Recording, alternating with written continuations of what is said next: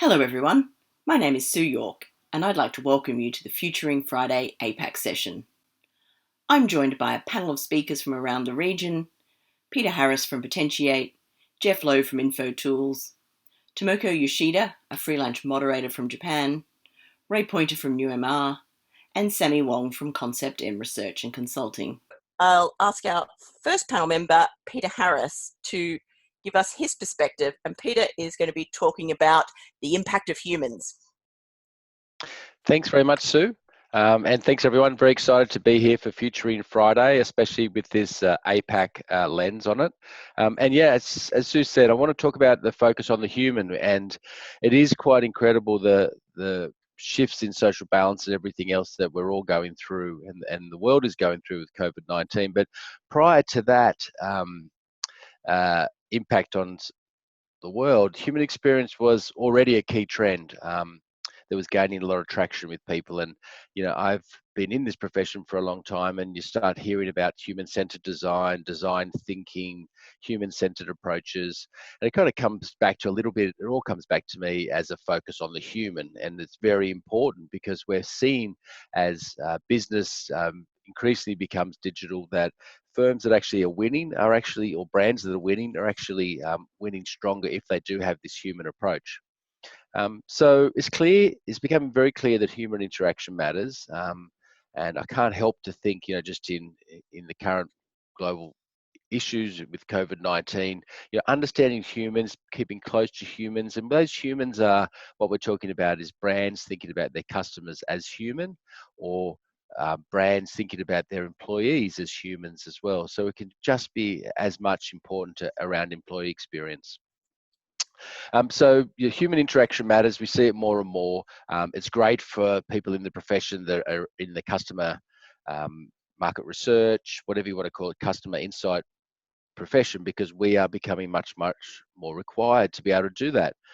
We are the experts in this space. So there's a couple of things that I've been seeing with brands that are winning, and probably one of the most important things is consider the human. It's actually to make the best use of the data that you have. Use the advantage that analytics these days are providing us, and that's not only to the days of just making sure it doesn't say dear sir or dear ma'am or dear customer. Of course things need to be personalized, but it's actually much more than that. It's about making sure that the messaging, what you're learning about customers, you remember all the time, and you're actually tailoring what you already know about that customer at the next interaction. So that works well.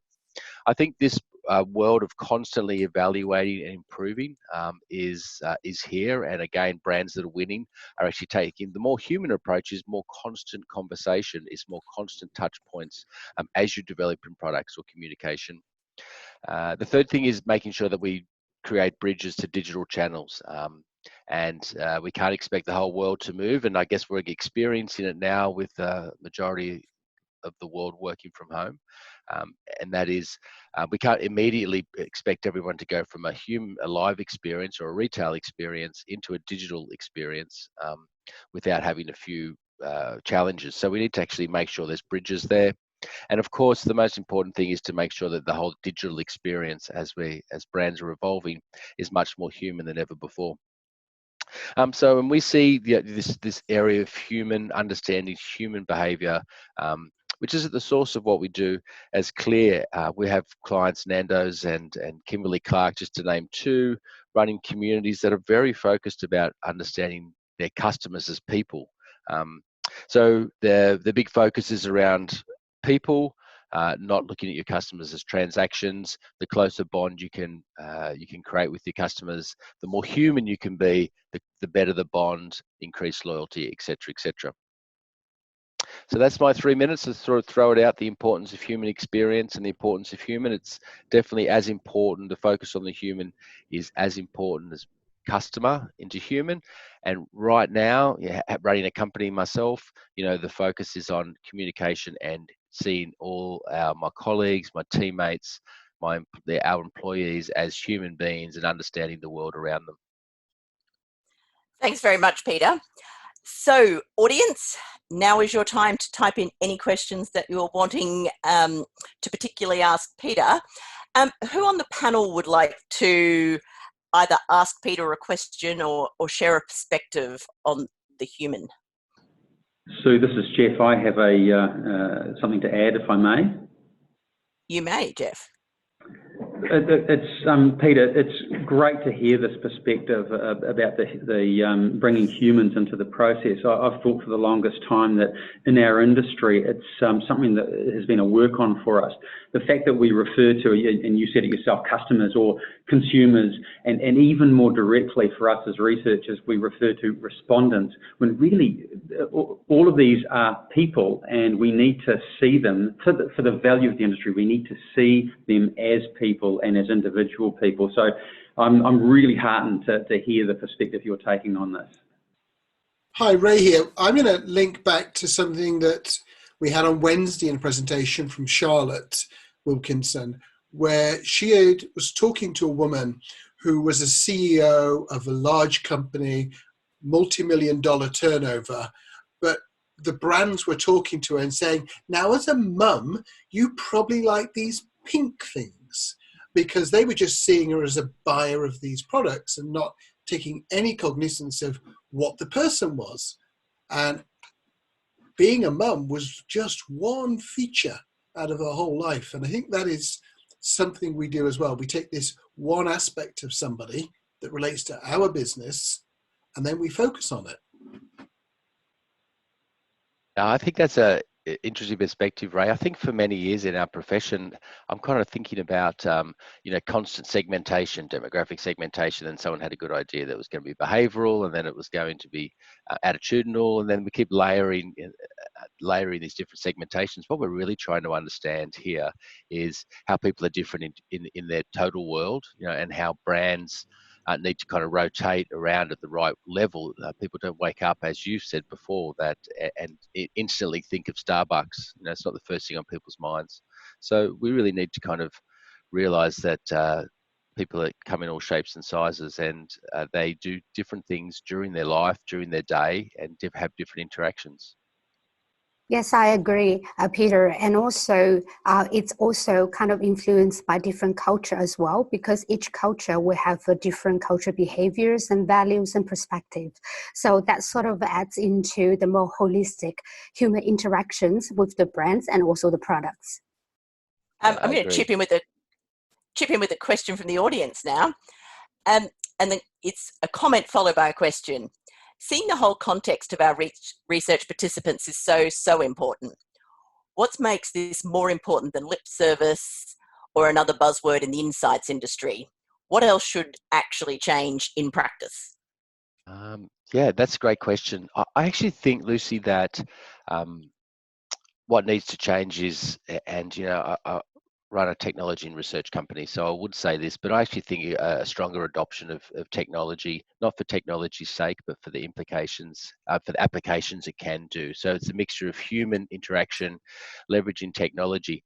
The answer, why it's not just lip service is that technology has evolved a lot now, where we can actually have continued conversations with customers. We can get someone to fill out a couple of questions and then go back to them with, live in their homes or in the moment or on their phones or while they're commuting or while they're having the experience themselves, and actually get some live feedback. There's to understand what's exactly happening, not, can you tell me what you purchased 2 weeks ago, or when was the last time you purchased a car?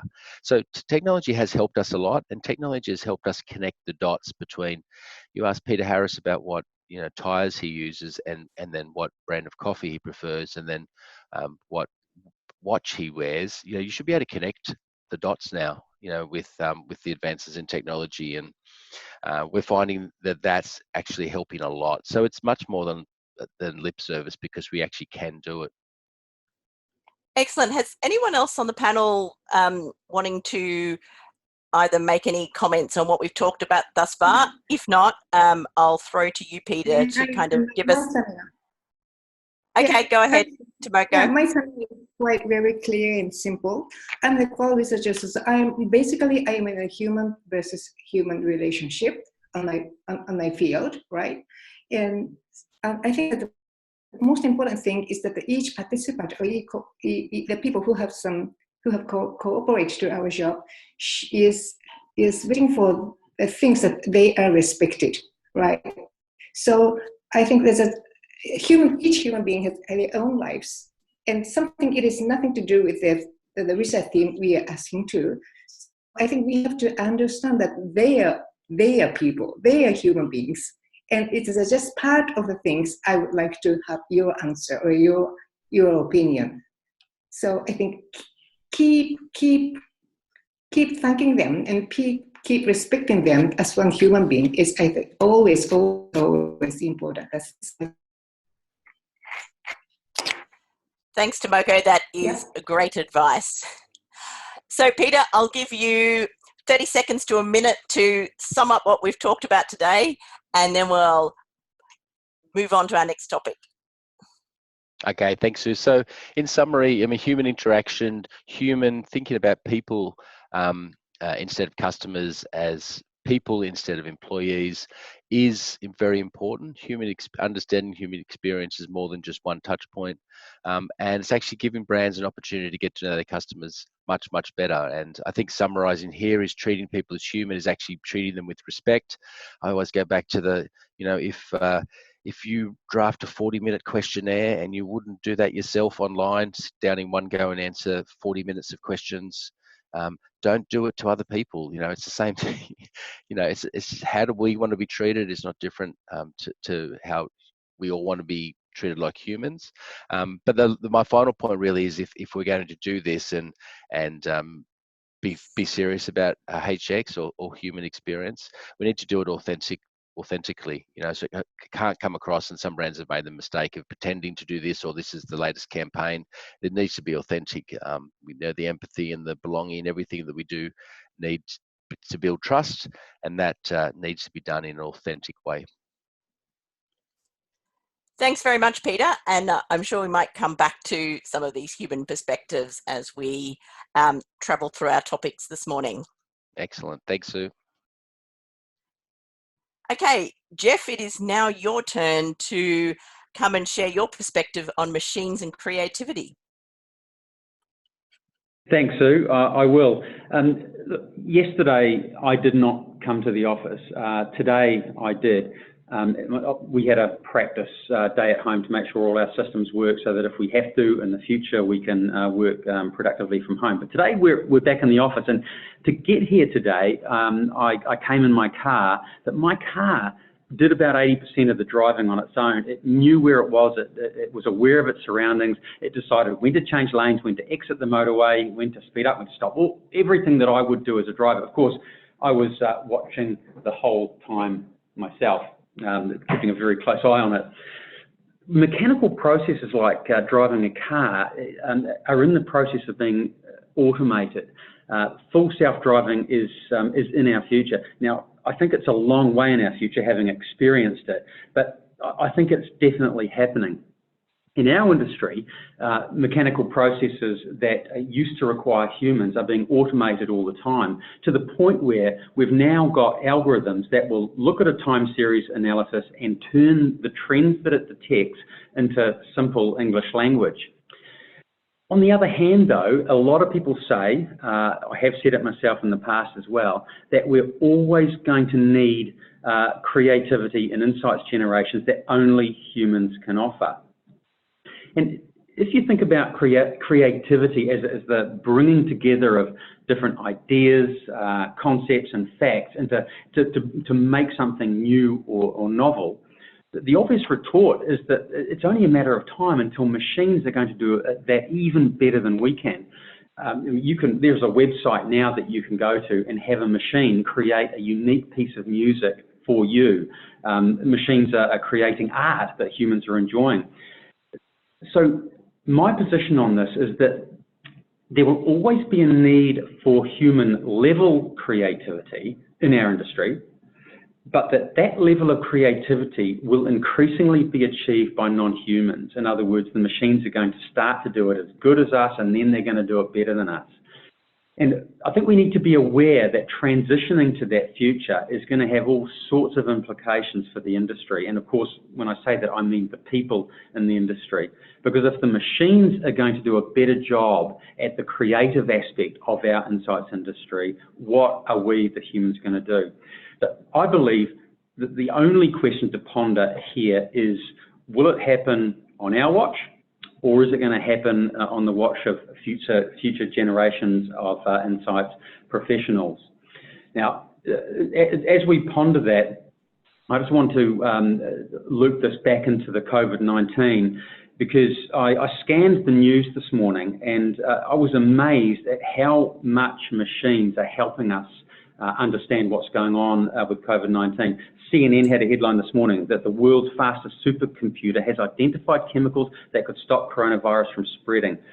Researchers will deploy AI to better understand coronavirus. AI is everywhere, and I think it's going to be with us in our industry really soon. That's my 3 minutes, Sue. Thanks very much, Geoff. So audience, if you've got a question for Geoff about machines, creativity, or what period of time indeed you think these changes will happen, feel free to type your question in now. But I'll open up the mics for members of the panel to either ask Geoff a question or add another perspective to his topic. Hi, Ray here. So when I work with humans who are creative, because I'm not, one of the things I'm really good at is saying, I like that one and I don't like that one.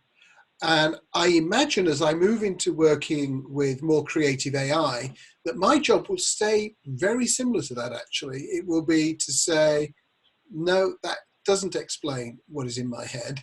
I know I've given you data, and you, Mr. AI, or you, Mrs. AI, or you, Ms. AI, perhaps, have come up with this, but that's not what I want. And I think that is part of the human role as we go forward, that even when something is creative, it doesn't mean it's right for the purpose or the audience.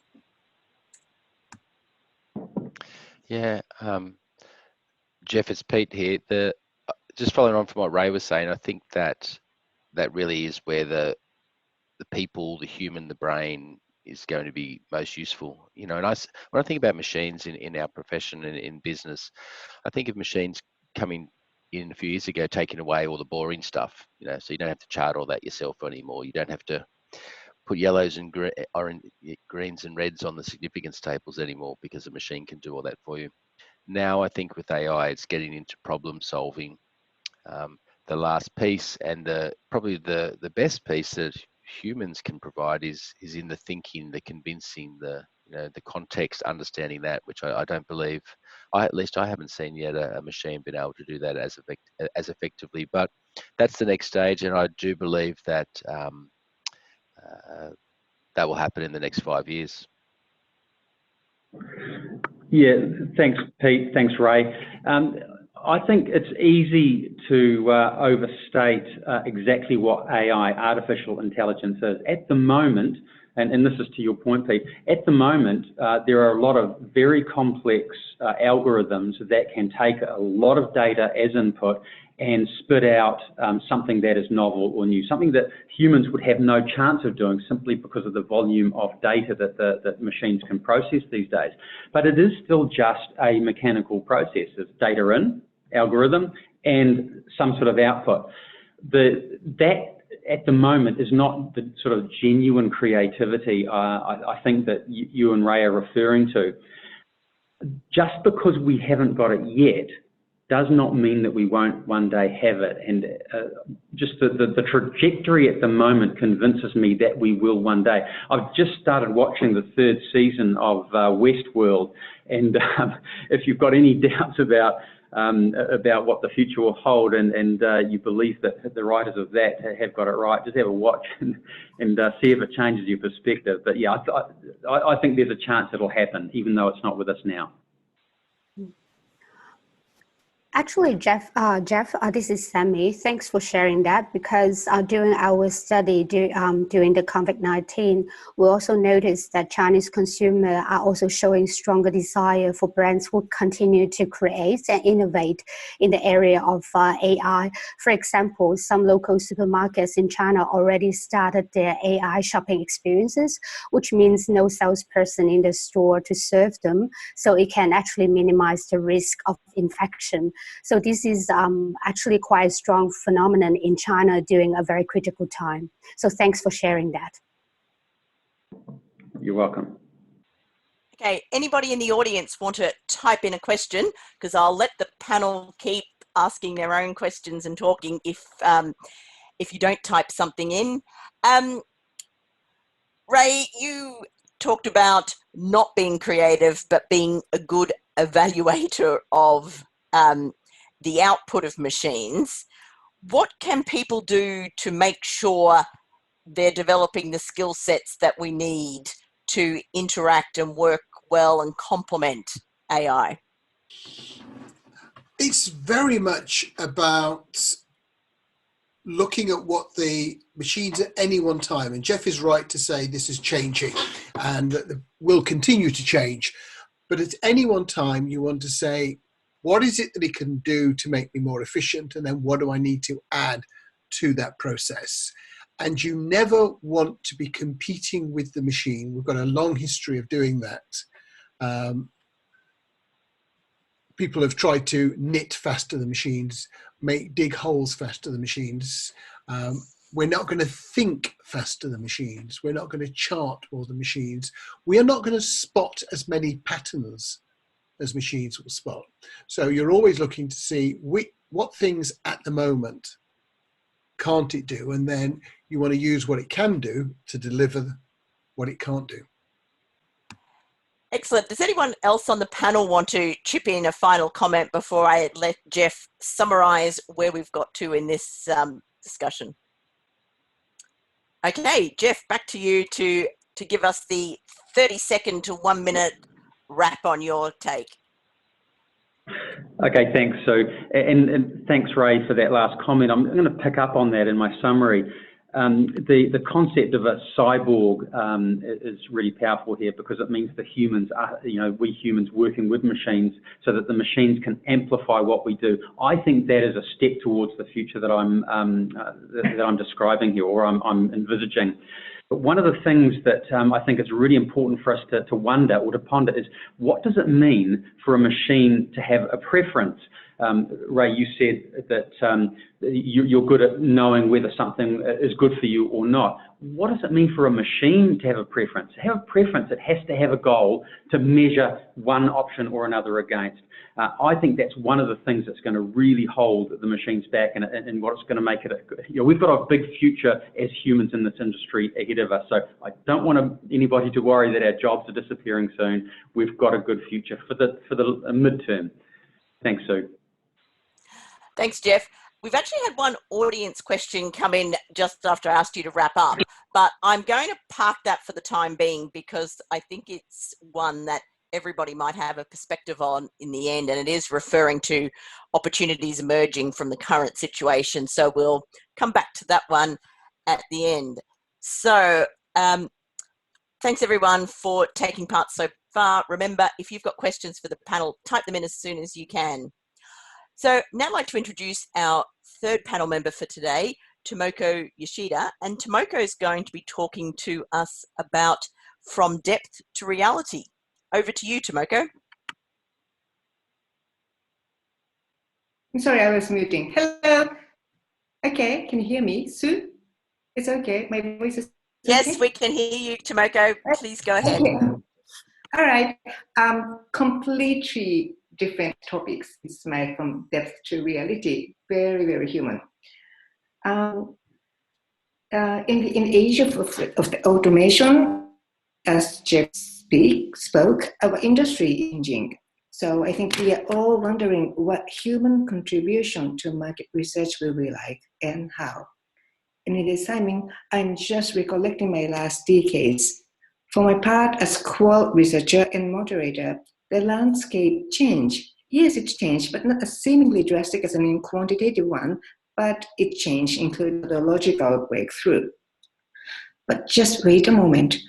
Isn't it just simply that we have more options of variety to access, like online versus offline, or in person, or mobile, or from far distance, or quite close? But most fundamental thing is not a big difference. This is my understanding.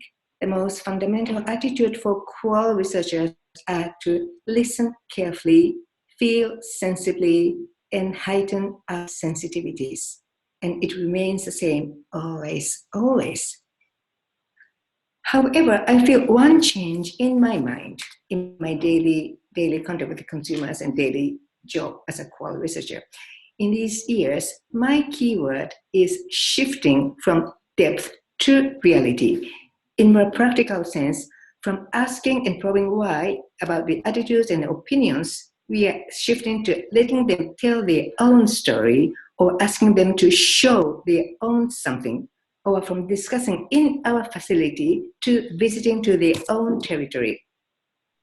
So I just thought, what does it mean? Perhaps in age of more diversities than ever before, we feel that we need to see the reality.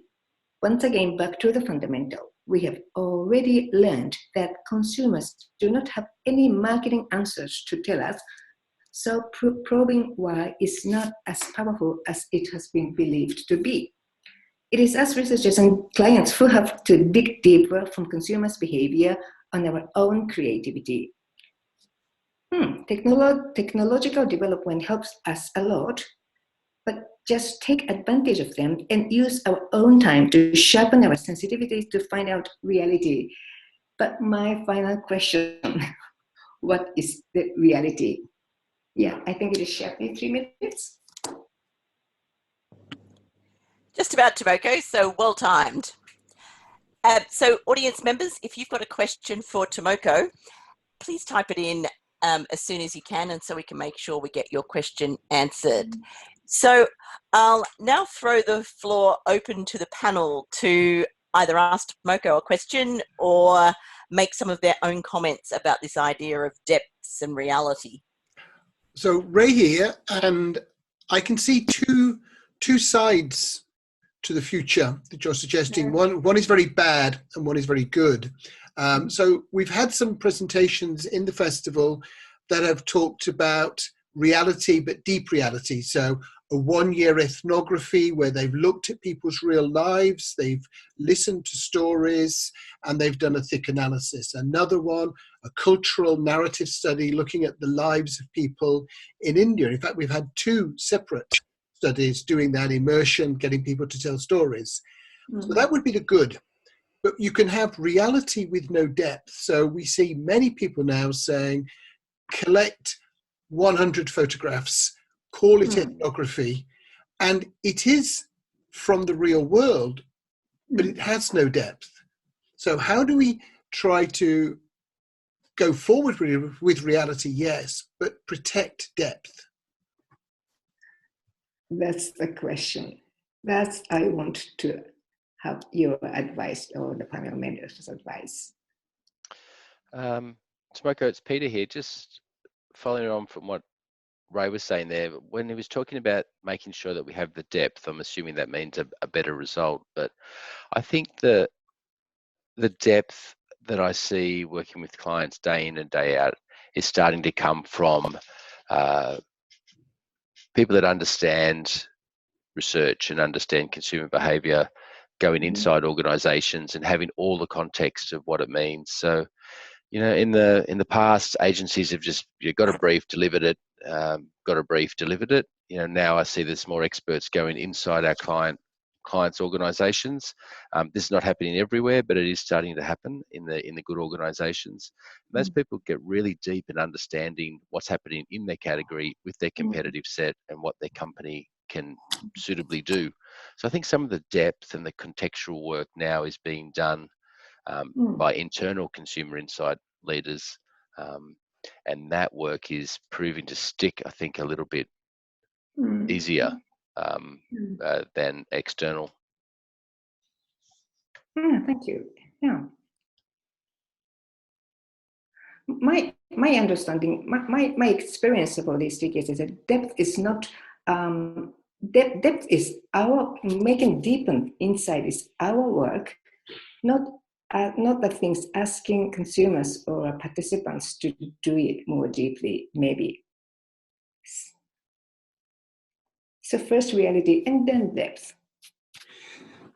Yes, I mean, one of the things that we've been talking about in terms of with Peter about human experience is that move away from the outside in perspective, which I think is what you're talking about, our depth, and move to the inside out perspective. So looking at it from the point of view of people.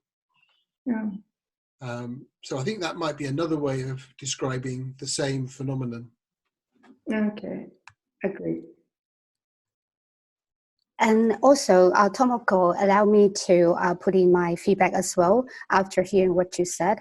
I think another thing that, especially with such experience researching, like a researcher like yourself, and I think for all of us, we have to also stay curious about our participants or respondents. Never assume we understand the story, and we actually compassionately listen to their story, even though they just talk about their daily consumptions, but never really assume and stay curious. I think for me, myself, is very important. I quite totally agree with you. So thank you. Very encouraging. That's Sami. Sorry. No problem. Thank you all. Audience, this is about your last chance to type a question in for Tomoko, or indeed help answer Tomoko's question that she's put to the panel. Maybe you have an interesting perspective to add. Geoff, I know you're the only panel member who's not had a chance to chip in on this. Do you have a view, or would you, you're electing to stay silent on this one? I don't often stay silent on things except where I don't feel I'm an expert in qualitative areas. I don't feel expert. I am tempted to bring in notions of what it means to have free will in a situation like this. So going from depth, in other words, understanding the depth of what motivates a person to do what they do, to the reality of what they actually do. I have questions, no answers, but questions about what role free will plays in that, and how that influences what qualitative researchers, or how qualitative researchers interpret what they do. If anybody has a perspective on that, I'd love to know it. Excellent. Well, Tomoko, you now get your chance to give us the 30-second up to 1 minute summary of what you think we've covered in this component of the session.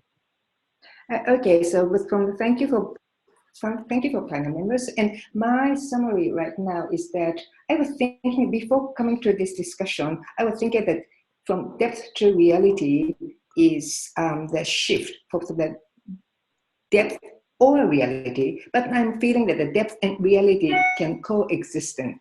But that's my summing up. Yep. Thank you very much, Tomoko. So, Ray, you get to find yourself on the other side of the panel this time, and you're a participant instead of a moderator. And this time you're about to talk to us about what is Agile in market research. Thank you, Sue. So until about 2 weeks ago, the question I got asked the most often was, how can we do Agile? We've been told that we've got to be Agile. And so they would come to me and say, what do we do? Should we have squads? Should we have tribes? Should we have chapters? What about this MVP? Then that would be one way of looking at it. And now it doesn't seem so relevant, but it's going to become relevant again, so we can talk about it. And the answer is that you have to decide who is being agile. So, sorry, I'm just going to press a mute button because I'm getting a bit of background stuff. Okay, you have to decide who is being agile.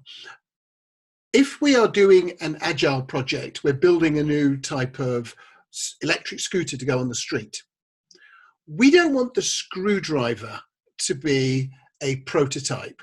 We don't want the battery that we're using to be a prototype. We want to use all sorts of finished things in a new way to make an agile thing.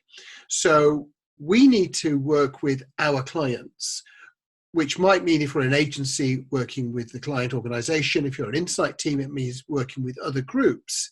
in a way that fits their needs. And then you need to talk to them and say, well, what are your needs? And it might be that they need feedback every day. They're going to finish at about 4 o'clock, and the following morning they need feedback. Or they're going to need constant feedback. So if it's constant feedback, what we have to provide them is, here's the access to everything we already know. That is how we would make something agile for that team. So that would be the first step. The second step is, if we look at the Spotify model of how the lean company and the agile company works, what we see is that you have tribes tackling areas, like one might be doing online banking, one might be doing retail banking, one might be doing commercial banking, and then you have chapters with skills.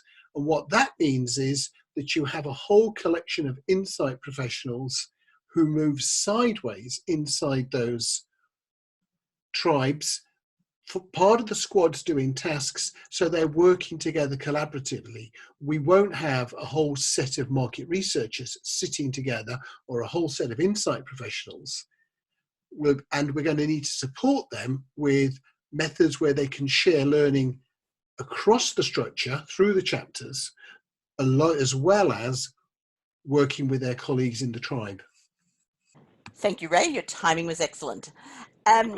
So now, panel members, who would like to either ask Ray a question, challenge some of Ray's premises, or indeed share some of your own perspectives and experience in this agile space? Sue, this is Geoff here. I have a comment as well as a question. Ray, you started off by saying that people are coming to you asking, how do I go agile? And I wonder if that misses a step, which is asking the question, why would I try agile in what I do? Agile methodologies were born, I think, in the software development industry. In fact, we use them ourselves at Infotools, obviously, in response to the failure of general engineering principles to do what software really needed. And I think it's true to say that agile methods have proven generally valuable whenever you need to respond quickly and adjust as new information comes to hand. So I think the first question that people should be asking, rather than how, is why. Do you have a perspective on that? Yes, it's unsatisfactory, but yes, they have been told by the C-suite, we have to become agile. So the really good question is, why have the C-suite decided that this is the way to go? And to some extent, it's because of people like Eric Rice's book, The Lean Startup, where we say, rather than do these big waterfall type rethinking, we've got to do a lot more of build, test and learn. And there is a lot of sense in that, although there is a limit to what you can get through that evolutionary process. It will tend to stop the real big breakthroughs in many cases. You wouldn't have got the Sony Walkman by going down that particular route. But I think the biggest problem is that people are being asked to go agile, and they think it means adopting the language of agile, as opposed to making the people who are using agile effective. And I think that is where the push must be. By all means, adopt the language. There's a very clever agency in the UK. They now have a product called Agile Research. It means they give you answers in 4 hours. And beyond that, it almost has no definitive piece, but it's a nice piece of naming. And it enables their clients to tell their masters, oh yes, we're using Agile Research. Look, it says Agile on the brand name. It is very interesting that, Ray, you brought up this topic, because when we talk about agile research in China, let's say, a lot of people have no idea what it really means. So as a researcher, also as a consultant, we really need to explain to them what agile means, and they have a different culture interpretation. So I think that it is a very interesting concept to implement in a very Chinese or even Japanese way. I'm not sure if it happens the same in Japan as well, Tomoko, but this is kind of like interaction and education to our client as well as to our Chinese colleagues. Yeah, I'm totally with you, Sami. This is Tomoko. In Japan, Agile research is just called Agile research. They are all curious what Agile does it mean. What is different from the very, very, very speedy research? This is Geoff again. Just a comment on that. I think that is a mistake that a lot of people make about Agile, is that it simply is a synonym for fast. Agile does not necessarily mean fast. It means responsive. An Agile project can last for a long time, but the key thing is that you are responding to new input all the time. But Geoff, it does mean that our response has to be within the time frame of whatever team we're working with. So the team need to know, they've done build, they now want to do test in a way that's going to give them learn. It has to fit the timeline they're going to. Now that may not be incredibly short, but it has to be responsive, as you say, and fit that properly. And I think as well, proper market researchers, and I'm sure we've got plenty on the line, have been too standoffish. So what we'll see is the design team go and take their wireframe and ask 6 people down the pub, not that they can do that with social distancing, but go down the pub, ask 6 people and think that they've got insight. We sniff at that and say that's rubbish, but we don't give them another alternative that fits the timeline and the responsiveness that they need in order to keep moving. Well, I think that's one of the things, Ray, it's Pete here, that is changing. So I think, thanks for bringing this topic up. It's a massive topic for lots and lots of our customers and people that I work with.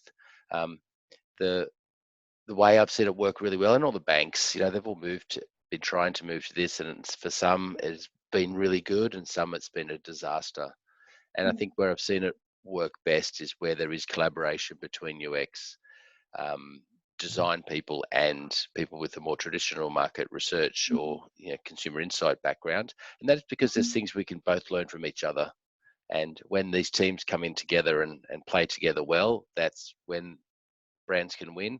And I can tell you right now, I bet you companies that have moved to a much more responsive way to create messaging, test and learn at pace in a process are probably happy right now, where there's so many decisions needed to be made very quickly. I'm just going to chip in with an audience question. Is there something about Agile that asks us as researchers to be more open, transparent, and collaborative about our processes, including analysis? Absolutely. So traditionally, the job was given, it was almost like a token, which was passed to different parts of the company. And we were given the token, we would do our job, finish our job, and give it back. And I think the essence of being responsive is you are in a team and you will do a bit of the job some of the time, and you will have to explain why you're doing it and be prepared to be outvoted in that part of that collaborative process. Excellent. Does anyone else on the panel want to put a final comment in? If not, I will hand back to Ray to do his short summary. Okay, Ray, I think it's back to you. Okay. I think we've covered all the points. I think we've established that it's about the sort of things that Lucy was saying there, of being responsive, and Geoff, so being responsive, not being black box, and fitting into a team. Thanks very much, Ray. So Sami, you've been very patient waiting for your turn. Now, Sami is going to talk to us. Her topic is "And after the virus?" ? So Yes. Sami, over to you. Thank you, Sue. So it has been more than 50 days since the outbreak of COVID-19 in Wuhan city. So everything has been turned upside down in China since that day. COVID-19 did not just change the way we interact with each other, for example, no handshake and no hugging. It also actually changed the way we perceive our way of living, as well as our interaction with brands and products.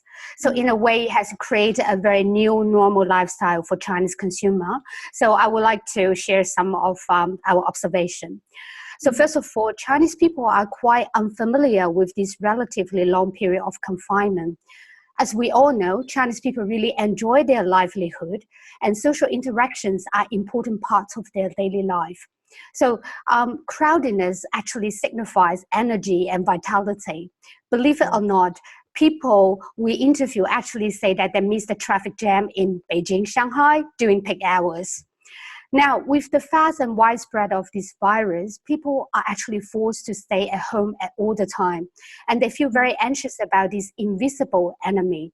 As a result, a state of regression tends to emerge. In a psychoanalytic sense, regression is a form of defense mechanism that help people to deal with extreme anxiety and uncertainty. As a result, structure and stability have become very important in an uncertain time like right now. Stability actually provides Chinese people with a sense that they can still maintain some control in turbulent times, like right now. It also brings them a sense of safety. So brands that are able to provide that sense of grounding is particularly attractive.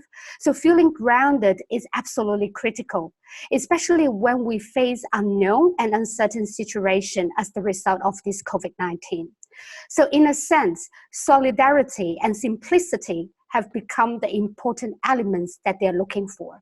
So during our interviews with consumers, they do admit that they have never spent so much time at home. In order to make confinement time more enjoyable, many people have taken this opportunity to clean up their apartments.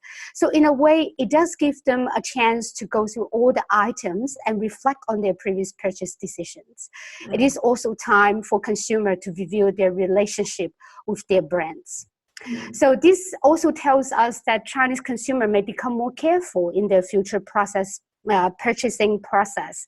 So in a way that they are probably showing more interest in brands and products that can actually echo their needs of collective sustainability, especially after being challenged by this existential crisis. The we-ness become a top priority. So in comparison, fulfilling an instant and personal gratification and yet short-lived desire has become less attractive. Well, at least I think for a short period of time that might be the case. And I think that's my 3 minutes. Thanks, Sami.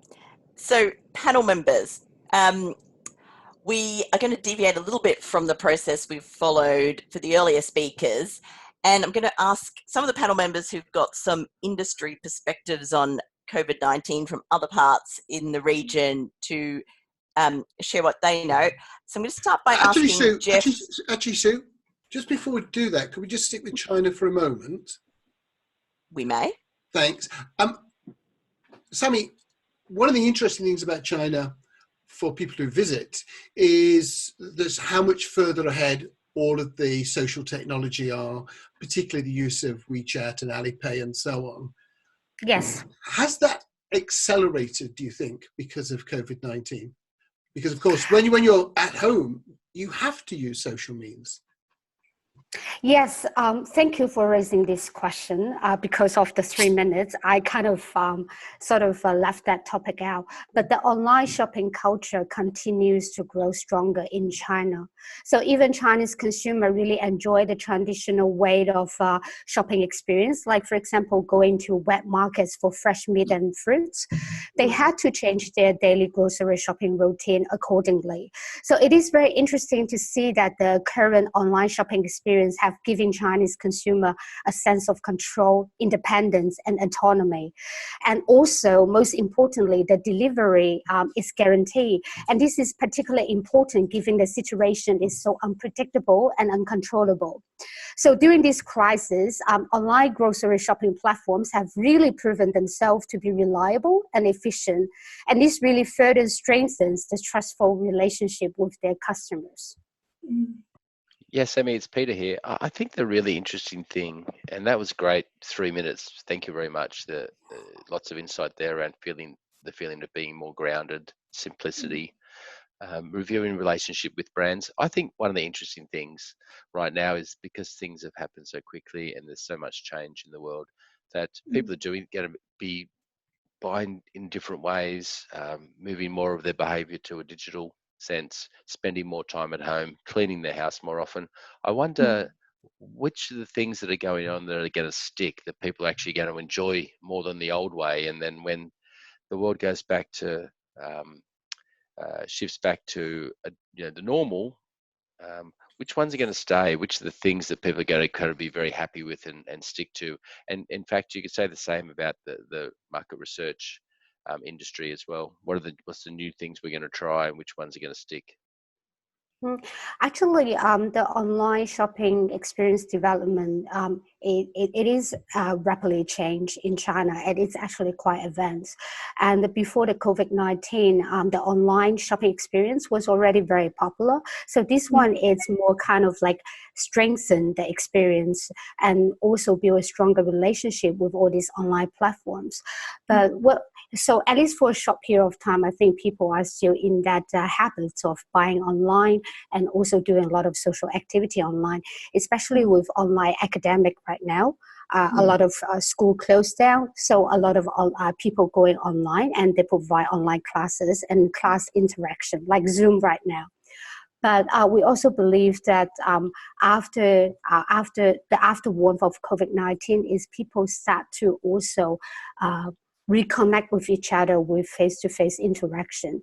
This will never go away. But then with the social distancing, people are very much aware what sort of distance they need to keep with each other, what sort of hygiene process.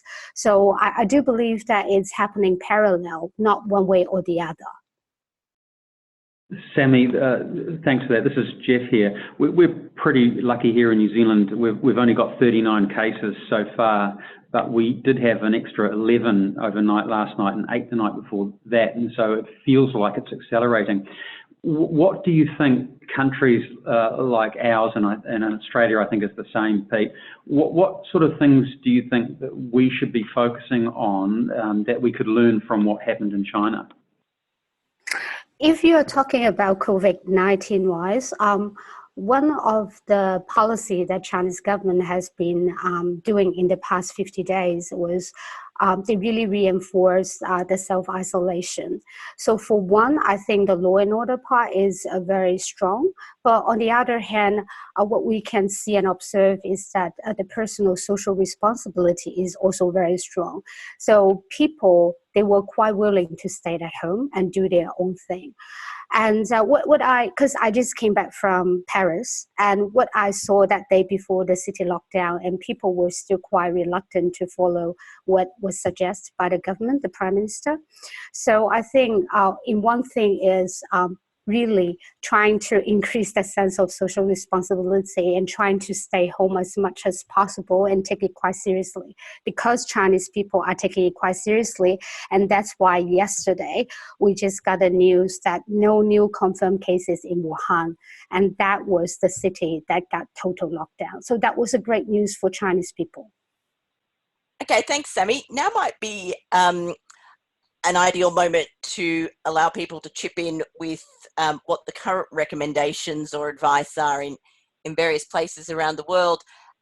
Geoff, I believe that RANZ, the Research Association of New Zealand, has issued a press release this morning. Do you want to talk us through what the situation there is for researchers? Yeah, sure. So, as I say, we're pretty lucky here that it's very early days, but the government is taking the situation really seriously and looking closely at the sort of things that Sami mentioned that happened in China, learning from the things that perhaps haven't worked in other countries. And this morning, in fact, it would have been 3 hours ago, no more than that, the Ministry of Health issued a statement specific to our industry. I won't read the whole thing, but the first sentence is, it is the clinical opinion of the Ministry of Health that now is the right time for face-to-face survey interviewing of the public to stop. And it went on to justify that. So the RANZ got together and put out a statement in fact, just as we were starting the sound check for this webinar, this came out, and RANZ says, RANZ strongly believes that during this time, more than ever, it is important to understand how New Zealanders are feeling and behaving. In other words, we've got to still keep doing research. However, this understanding needs to be gathered in a way that is safe for both our researchers and our respondents, our people that we care about. For that reason, we are recommending to our members to pause using face-to-face research methods. So that's the position of RANZ. Okay, Geoff, and I assume if anyone in New Zealand is wanting more detail there, if they just Googled RAND's COVID-19 statement, they would probably be able to get access to the sorts of information that you're talking about? I don't know if that's made it onto our website yet. It's a press release that's gone to all members. I think you got it, Sue. In fact, it'll be on the website shortly if it isn't there already. So yes, ultimately that is the answer. Excellent. Thanks, Geoff. Peter, I believe AMSRS has been doing similar things and discussing, talking, advising members on courses of action. Can you give us a summary of that and perhaps mention, places for resources if people are looking for more information? Yeah, absolutely, Sue. So I'm lucky enough to be on the board of AMSRS, and we spent quite a lot of time over the last 5 or 6 days debating the best way to help members. So there's been a number of resource packs, handbooks, information links sent to members in Australia. Really just talking about guidelines, best practices, tips, what works right now. We haven't had a similar, some would say that we follow New Zealand, some would say the opposite, but the Australian government hasn't issued the advice that the Ministry of Health in New Zealand, I just heard of, around face-to-face surveying. But we are urging our members to make sensible decisions around the amount of face-to-face. And we know from talking to our membership that the face-to-face research industry is at a halt, including face-to-face qual. So I think we've got a responsibility to many of our members that actually that's a big part of their business and their livelihood. So we will take advice from the Australian government. But right now, actually, what we're trying to do, what AMSRS is trying to do, is provide as much information as possible for people managing businesses to manage their staff and their employees and the people that they care about and they work with. So working from home guidelines, ideas of how to kind of help.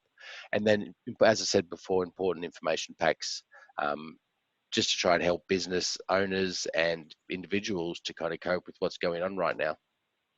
Thanks, Peter. And we've actually had a comment in from the audience just saying the RAND statement is available on the RAND's website. And it sounds like from what Peter said, if you're an AMSRS member and you've not received things, probably reach out to the AMSRS office for that. Audience question. Sue, can you please ask how fieldwork people will be compensated during suspended face-to-face research? They're often paid by completes and are a vulnerable part of the economic system. Fantastic question. Does anyone have a perspective on that? Okay, so it's Peter here, Laura. I believe that will come down to individual companies that you work for, or that interviewers work for. I think at least the Australian federal government, there's a number of different economic stimulus package activities they're doing. They're providing, depending on your level of turnover, size of business, and your total payroll, they can provide some relief there. So that's all being rolled out as we speak. So I think it will be up to individual companies to make the decision on whether they're going to keep the long-term casual employment roles going during this tough time. That we've covered off a couple of regional perspectives, and Ray, you're on the SMR Council, so you can perhaps give us a global perspective, perhaps with some regional nuance. I will, but I also come back to Laura's question because there's a massive don't know is the answer, but I'll elaborate slightly on that. So first of all, the MRS position. The UK is obviously in a much worse position than Australia and New Zealand are at the moment. We're about 2 weeks behind Italy, Spain and France in terms of how bad things are there. So different things are happening in different countries, but in the UK, face-to-face research is not permitted now by the MRS. And there are lots of guidelines within the MRS, and the MRS is also lobbying the government to try to get some of the compensations, because so many interviewers are not self-employed. Are not employed, they're self-employed. Most of the freelance moderators, most of the moderators are freelance moderators. They don't have employment contracts. So their work, if they do face-to-face work, has gone from a full order book to zero. And unless the government or the big companies do something, they won't get paid. Now, obviously, there is a possibility. Macron, the president of France, has said no company will go bust because of the virus. I don't know if he can do that, but obviously that's a very clear statement, and that would have some implications. One really nice bit of good practice is Liverpool Football Club employ an enormous number of casual workers to come in and oversee the football matches, and the English Premier League is cancelled. Those people don't have the jobs. Liverpool have said, we're going to carry on paying all of them the amount we would have done. It's going to make no difference to whether we go bust or not, because we've got big outgoings, footballers, and we've got small outgoings, all of these other people. So they're going to carry on doing that, and other community things they're involved in. Now we move to SMR, and the picture is slightly different. SMR have put out a statement from the president today, Joachim Brechter, and he is stressing the need to protect the ecosystem, coming back to Laura's point.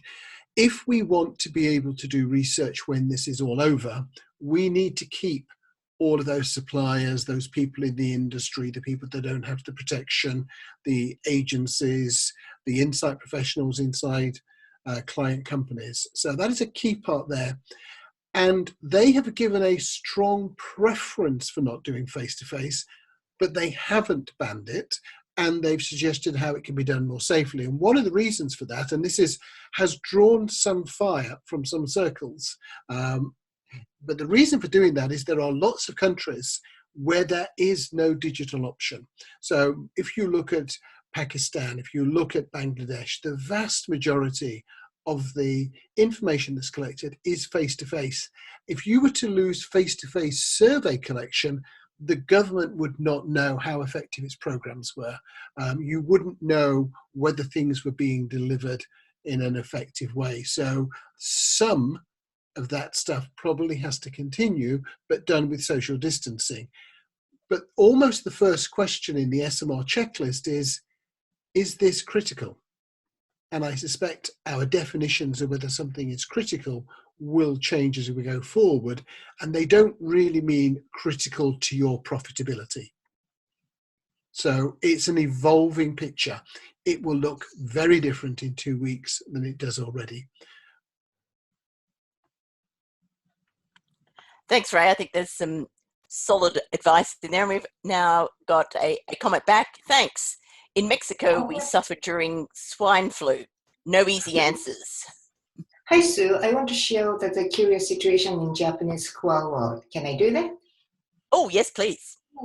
Yes, and as you may know or you may not know, Japanese people, in terms of qual research, Japanese people, Japanese scholars are not very big fan of the online research, and they preferred to do the offline, even though I think that online is very good options, right?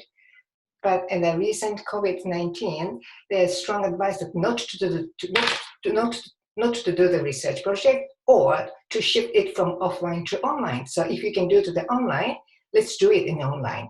So they are all forced to do it the online instead of the offline, right?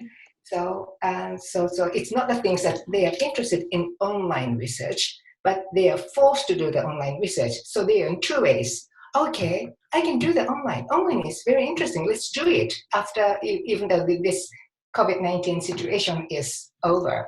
Or I think I did an online because I was forced to do that. And what is this result? It's so poor in comparison with the offline. So I would never do that. So we are in very, very at the cornerstone. So I'm thinking of doing some events to share that something was interesting, something was positive experience and negative experience, and have them share their experience, how we can do the online research properly, than just to make it better understanding among Japanese people. I think I will do it in the near future. Thank you, Tomoko. That's a great perspective, and it also allows me to come back nicely to the question that I parked earlier in the session. Now, Geoff, I think this question actually arose or was inspired by your session but in many ways it pulls together threads from probably all of the presentations. So I'll read out the question and then we can see who of the panel thinks they'd like to chip in, and I think we can probably get some multiple perspectives. The question is, aside from automation and the obvious example of rising demand recently for online qual, what positive innovation opportunities do you see for market research potentially emerging from the current situation? So we might even get everybody to give us a short answer on that one. Yeah, I'm happy to start. This is Geoff here, Sue. I think the biggest opportunity for automation in our industry is that it frees the humans up to do what, for the time being anyway, only the humans can do, or the humans can do better. So I think that there's a lot of mechanical processes that have to be done to get qual or quant research, not so much qual actually, but quant definitely, get it done and get insights generated and get it out to clients. But if we can get rid of the drudgery, the things that that machines can do, that frees us up. It gives us what we sometimes refer to as space to think. So to me, that's the big opportunity for us out of the current situation. Thanks a lot. Geoff, who else would like to perhaps see what they see as opportunities for innovation that will emerge from the factors we've been talking about today? Hi. Okay, no, you, Peter. Yeah, I'll have a go. So I think there's two things. One is things are changing. As Tomoko said, people are going to try new things. I think the UX was discussed before, people doing UX using technology versus meeting a few people down at the pub. They'll be trying new things. So there'll be opportunities there just to kind of open the eyes to new all forms of research. But I actually think the bigger opportunity is around not product innovation, but just expanding the reach of MRX into much more into employee space. I think that what business leaders are going to learn and government leaders are going to learn that it's not good enough to just do a survey once a year to check how happy people are or whether they're going to recommend your company as an employer. We're going to find a really big need to get deep with employees right now, and I think that hopefully the organisations will realise the skill that researchers have in terms of whether it's depth, whether it's analysis, whether it's kind of ways to really understand employees as people. I think that is going to be a big need right now, and will actually stretch our profession a little bit into that space. Thanks, Peter. Ray, you can now chip in. Thanks. My first point, probably semiotically, is that I won't be using the word opportunity, even when it's describing an opportunity. It's going to have the wrong ring to it. So I think one of the things we're going to need to be careful going forward are things like, oh, this is a great opportunity to do something. Well, no, it's not a great anything. It's a really, really bad thing. And I know that the person asking the question had exactly the same view as I did. It's just one of those things I think we need to train ourselves. But I think there are three very interesting things that may happen and which may have some positive outcomes. The first is we now should have a lot of senior managers who realize they're flying blind. Nobody alive today has managed an organization through this sort of crisis. You've got to go back to 1919, 1920 for the last time we had something comparable, just maybe the Second World War. So everybody should realize that they're flying blind. They've got to be listening to people like Sami talking about what's changing in the way that people have been consuming and whether finding out, are they going to switch back or not switch back afterwards? The second is we might be able to get rid of all that legacy stuff. I know this tracking study doesn't do very good, but I've got 20 years of back data. Well, we're going through a singularity. Data that's older than this year may have very, very little value. So that is a piece on the table. You look at that and say, in that case, we're going to work out where are we now and where are we going? And I'm not so interested in where we used to be. And maybe the classic one of those is NPS. At the moment, how many things are you using that really that I would recommend scale is so irrelevant to. Finding out more about what's happening in people's lives, coming back to what Peter was talking earlier, and then building from there, or it would be another innovation. And all three of the things I'm talking about don't need tech. They will use tech, but they're not tech things. And I would like to add on to what Ray was just saying, that I think after this crisis, we also, like, at least I can just speak on behalf of the China team, that we need to become even more agile. But the interpretation of agile is responsive, proactive, and interactive approach. So it's sort of a reflect in three types of interaction. First of all, between client and us, and then us with our consumer, that is our respondents, and most importantly, client with their consumers. So I think responsiveness, proactiveness, and interaction is definitely the key words. Agree. Okay, well, I think that's actually been an excellent question to round the session off with. I just wondered, does anybody want to make one final comment? And in fact, I'll let all the panelists make one final comment, and then we'll close the session out. So we might start in the order that everybody's spoken today. So you get no more than 30 seconds. You don't have to take 30 seconds, but it can be a summary, it can be what you're taking away, or anything else you'd like, just to wrap up the session nicely. So Peter, starting with you.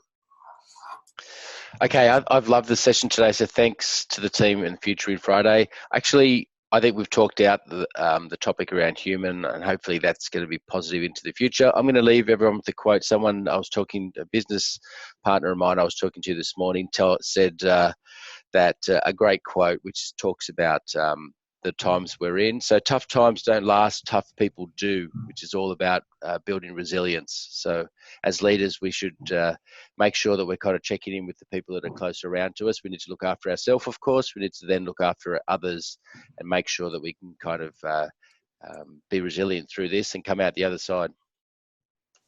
Thanks, Peter. Geoff, over to you. Yeah, thanks. So one of the things I think this current crisis is doing is it's changing our definition of the future, what we think of as the near future, the midterm future.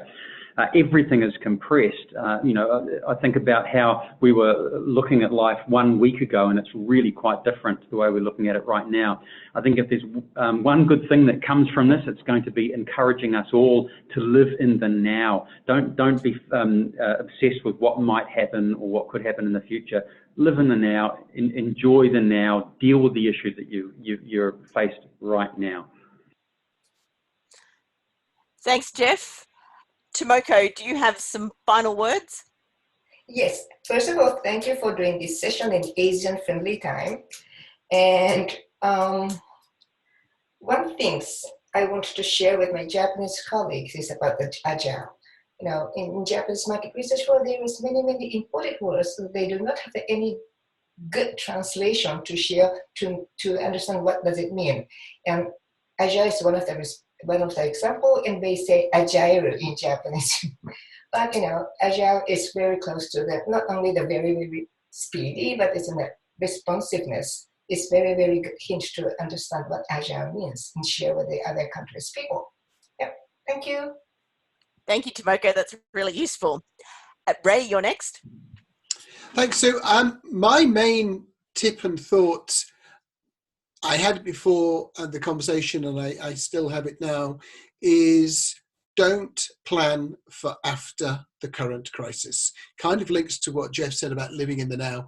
We have no idea. The experts have no idea how long this is going to go on for. It could be weeks, it could be months. Spanish flu lasted 3 winters. It went around the world and came back. So we, living our lives, should not worry about the predictions of how long it will last. Avoid making a plan for we'll do this afterwards, we'll do this afterwards. Just do now, live now, and hopefully prosper. Oh, and stay safe. Yeah. Thanks, Ray. And Sami, some final words, thoughts from you? Yes, thank you for this opportunity. But what I would like to add just after Ray is the sense of confidence and fortitude. It's conveyed through brand message. Let's put in the brand perspective, can be very inspiring. And it can encourage consumer and even us to look at the future with a much more positive attitude.